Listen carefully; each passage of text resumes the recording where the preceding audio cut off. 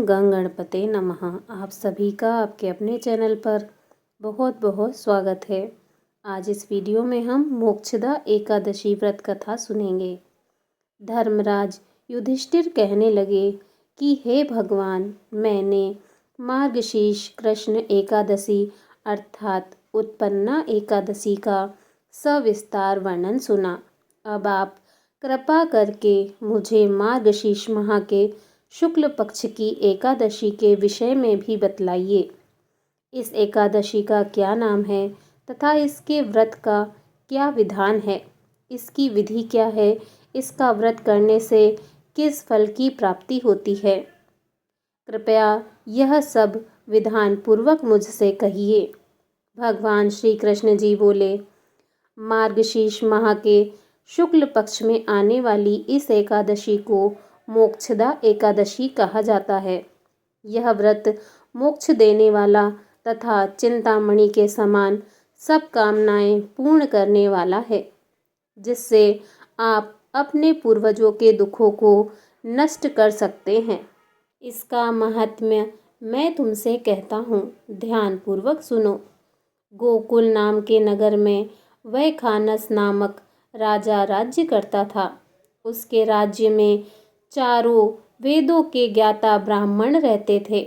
वह राजा अपनी प्रजा का पुत्रवत पालन करता था। एक बार रात्रि में राजा ने स्वप्न देखा कि उसके पिता नरक में हैं। उसे बड़ा आश्चर्य हुआ। प्रातः वह विद्वान ब्राह्मणों के पास गया और अपना स्वप्न सुनाया। कहा, मैंने अपने पिता को नरक में कष्ट उठाते देखा है।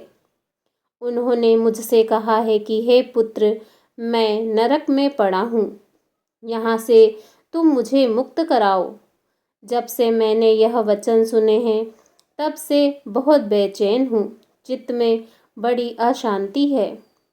मुझे इस राज्य, धन, पुत्र, स्त्री, हाथी, घोड़े आदि में कुछ भी सुख प्रतीत नहीं होता। क्या करूं? राजा ने कहा, हे ब्राह्मण देवताओं, इस दुख के कारण मेरा सारा शरीर जल रहा है। अब आप कृपा करके कोई तप, दान, व्रत आदि ऐसा उपाय बताइए जिससे मेरे पिता को मुक्ति मिल जाए। उस पुत्र का जीवन व्यर्थ है जो अपने माता पिता का उद्धार न कर सके। एक उत्तम पुत्र जो अपने माता पिता तथा पूर्वजों का उद्धार करता है, वह 1000 मूर्ख पुत्रों से अच्छा है। जैसे एक चंद्रमा सारे जगत में प्रकाश कर देता है, परंतु हजारों तारे नहीं कर सकते। ब्राह्मणों ने कहा, हे राजन, यहाँ पास ही भूत, भविष्य, वर्तमान के ज्ञाता पर्वत ऋषि का आश्रम है। आपकी समस्या का हल वे जरूर करेंगे। ऐसा सुनकर राजा मुनि के आश्रम पर गया।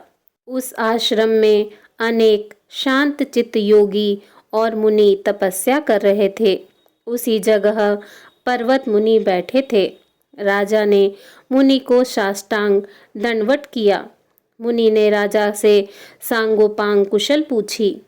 राजा ने कहा कि महाराज, आपकी कृपा से मेरे राज्य में सब कुशल है, लेकिन अकस्मात मेरे चित्त में अत्यंत अशांति होने लगी है। ऐसा सुनकर पर्वत मुनि ने आंखें बंद की और भूत विचारने लगे। फिर बोले, हे राजन, मैंने योग के बल से तुम्हारे पिता के कुकर्मों को जान लिया है। उन्होंने पूर्व जन्म में कामातुर होकर एक पत्नी को रति दी, किंतु सौत के कहने पर दूसरी पत्नी को ऋतुदान मांगने पर भी नहीं दिया। उसी पाप कर्म के कारण तुम्हारे पिता को नरक में जाना पड़ा। तब राजा ने कहा, इसका कोई उपाय बताइए। मुनि बोले, हे राजन, आप मार्गशीर्ष एकादशी का उपवास करें और उस उपवास के पुण्य को अपने पिता को संकल्प कर दें। इसके प्रभाव से आपके पिता की अवश्य नरक से मुक्ति होगी। मुनि के ये वचन सुनकर राजा महल में आया और मुनि के कहे अनुसार कुटुंब सहित मोक्षदा एकादशी का व्रत किया। इसके उपवास का पुण्य उसने पिता को अर्पण कर दिया। इसके प्रभाव से उसके पिता को मुक्ति मिल गई और स्वर्ग में जाते हुए वे पुत्र से कहने लगे, हे पुत्र, तेरा कल्याण हो। यह कहकर स्वर्ग चले गए।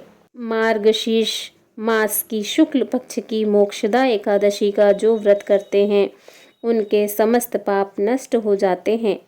इस व्रत से बढ़कर मोक्ष देने वाला कोई और व्रत नहीं है। इस दिन गीता जयंती मनाई जाती है। साथ ही यह धनुर्मास की एकादशी कहलाती है।